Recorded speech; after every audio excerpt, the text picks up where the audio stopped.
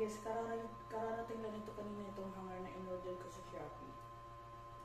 Ang ganda niya. Grabe.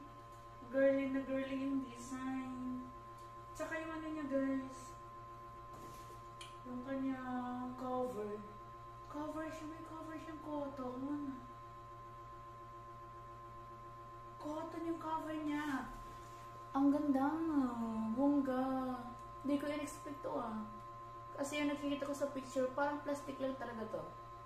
Pero cotton siya. OMG. Cotton. Hindi siya plastic. Ang ganda. Girly na girly yung design. So guys, ito nabili ko lang ito ng ayun guys, isa 175. Guys, magkano na siya? 1, 2, 3, 4, 5, 6, 7, 8, 9, 10 pieces na. Bongga! Ayan guys, ipopost ko yung link nito. Hindi ko talaga in-expect to guys. Kasi guys, ayan. Yung mga damit ko kasi, like yung mga satin. Kasi mahirap tupiin yun, diba? So, kailangan may hanger tayo. And so, this one, hanger din to Kasi kailangan mo ng hanger.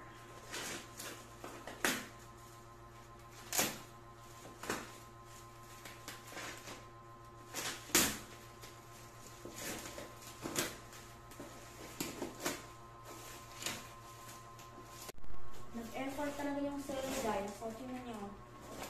Grabe, OMG. Guys, so magkano lang yung isa nito guys? Magkano yung isa nito guys? 30 pesos. Ano niya siya? 10 na. Yan. Double check mo natin. 1, 2, 3, 4, 5, 6, 7, 8, 9, 10.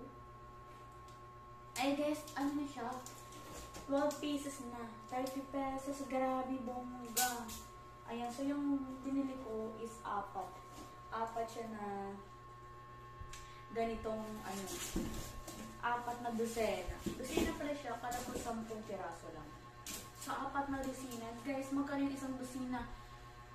30 pesos, bongga. Talaga, share ko sa inyo yung link. Hindi ko ito tutubuan, share ko lang sa inyo. Kasi hindi ko ito affiliate. Kasi sa Shopee ko ito nabili. Hindi sa TikTok. Share ko lang ito. Grabe, bongga. Ang dami pala. Kala ko talaga ano na lang siya. Kasi nagmamadali ko dito sa checkout. Nagmamadali kasi kailangan ko. So, hindi ko na-expect kung ilang peraso yun. Hindi ko na tinignan. Basta yung alam ko yung presyo at ito, ganitong hanger naman talaga yung ginagamit ko dati. Para pag inaano mo ng stick, hindi siya nahuhulog agad-agad. Ay, bunga. Share ko lang ito yung link. Pero hindi ko ito tutubuan. Hindi ko ito i-affiliate. Kasi wala akong account sa